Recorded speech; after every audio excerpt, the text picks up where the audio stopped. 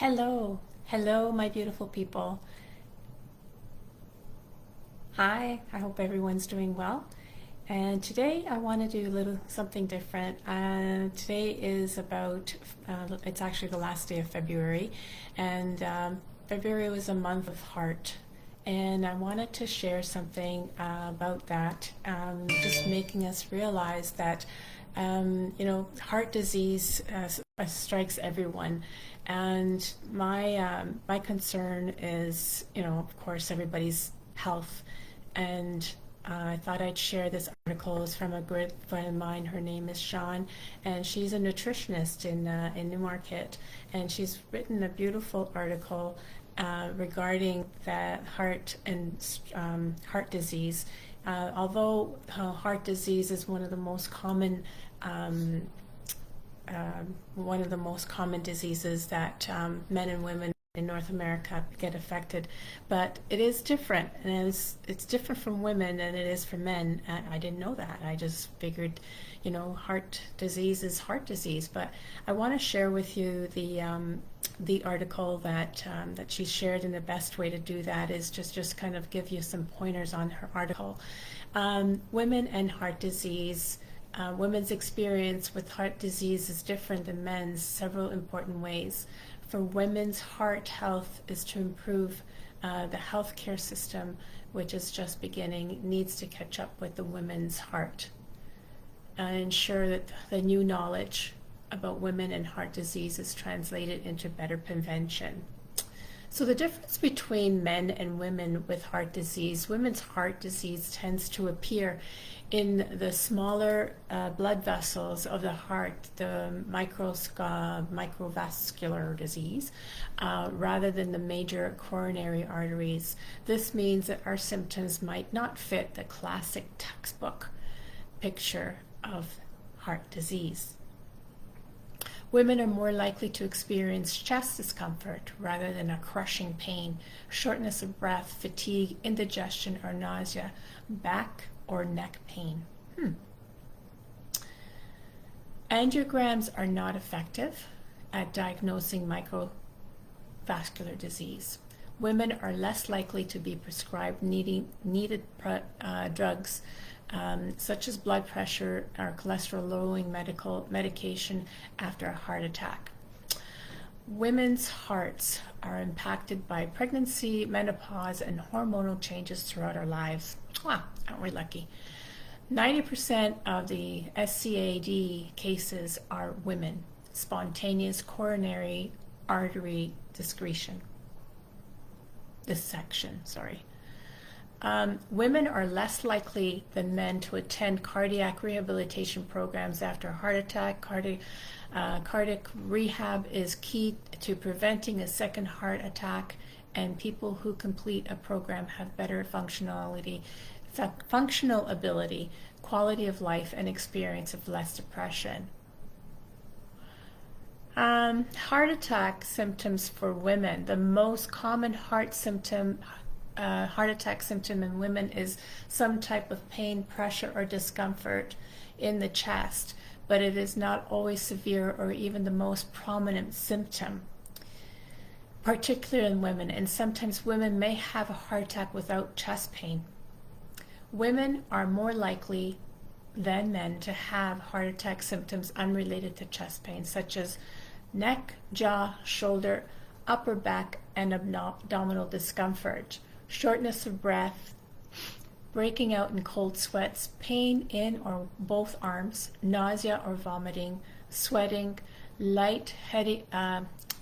headedness or dizziness, unusual fatigue. These symptoms can be subtle than the obvious crushing chest pain often associated with the heart attack. So mental stress also may trigger heart attack symptoms in women, and that's more than often women show up for that reason there. Other factors that could be is diabetes. Women with diabetes are greater risk of heart disease. Mental stress and depression. Women's hearts are affected by stress and depression more than men. Depression makes it difficult to maintain healthy lifestyle and follow recommended treatment. Talk to your health specialist if you're having those symptoms. Smoking in women is greater risk and factor of heart attacks. Inactivity, lack of activity, physical activity, is a major factor of heart attack. Some research found women to be more inactive than men. Menopause, low levels of estrogen after menopause pose a significant risk for developing cardiovascular disease. Broken heart syndrome, this condition often brought on by a stressful situation that can cause severe but usually temporary heart muscle failure. Pregnancy complications, high blood pressure, diabetes during pregnancy can increase. So all these factors here is concerning, and it's I knew that she was going to mention the fact about menopause, so I'm relating this article to those of us that are in the menopause or post-menopause stage. And like myself, I wanted to just mention that I've been diagnosed with having high cholesterol. Now, it's just at the border of being high cholesterol, and my doctor did mention that she'd rather have me on the one pill and prevent a stroke or a heart attack, and as opposed to, if that should happen, then I'll be taking 4 pills. So that is where the activity comes in, the physical activity. It's not enough just to walk. Like, I generally walk an hour and a half each day. Of course, with inclement weather, it's a kind of set me back a little bit, but I try to do some at home. Also, going to the gym is good because you need to do the stretch exercises and stuff to get your heart rate going as well. And maintaining a healthy weight is also very important. That has a big factor to it. So this is why I'm bringing this awareness, not only for myself, but for my loved ones, all of you, my followers as well. And as me being a digital entrepreneur working online, I am so grateful for having to give this opportunity to share that information to you, because it is close to my heart for many reasons. I did have loved ones that have passed away due to heart failure, and I think it's very important that we all are made aware of these factors, and also to realize like that, I didn't realize myself that there's different heart disease or different types of strokes for men versus women, which is very important to do that. And what else to do is to stay healthy. Most major fitness people talk about it, and as we get older, it's so important to keep fit. Even those with Parkinson's disease, like as we get older, we get less active, and that's more that we have to do now as we get older, is making sure that we do the stretches in the morning, like even stretching your arms up and stretching them aside, because for those of us that spend a lot of time in front of a computer, we don't do enough of that. They also say that you should maybe get up every half an hour to 45 minutes, even if it's just a walk around. If you're working from home, walk around from one room to another, grab a glass of water, and just do the stretches, like do the little exercise, a little song that we used to give to our kids and grandkids, head and shoulders, knees and toes, that's basically the kind of stretching that you'd be doing. So, and you're stretching every body element in your body, like even giving yourself a hug, that gives you a big stretch, bringing your one arm over the shoulder, bringing the other arm. Sometimes you might hear a little click. That's okay, because that's still moving the muscles, which is very, very important. And like I mentioned, these are all things that I love to share with you.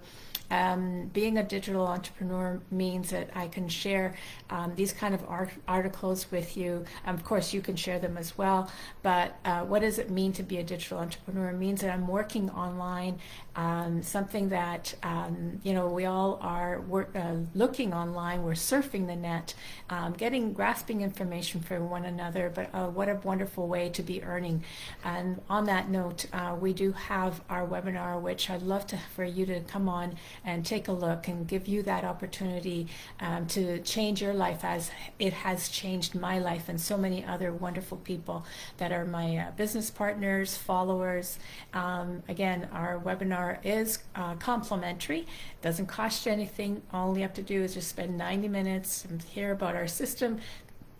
Excuse me, and also the testimonials. There's a panel of people that come on every time, and they talk about their testimonials, how they started with their digital business. Many of them had nothing to start with, barely a couple of pennies to scratch together. This is your business. You are investing in your business, and of course people are skeptical, and this is why we have these webinars, so that you could see what it's all about. And then, of course, you would contact your mentor, which would be probably myself, and we will help you set up your business. Of course, it's video-based training, and a mentor and coach is also shared with you, which I think that is amazing, because coming from a brick and mortar business, I had no mentor, I had no coach. It was me to do it. And this way, I find that there's no overhead on my part, no selling, no bugging friends, and no bugging families, which is bonus. Don't need to do that at all. You're surfing the net, and you're going to come see my post at one time or another, and you may want to just look into it.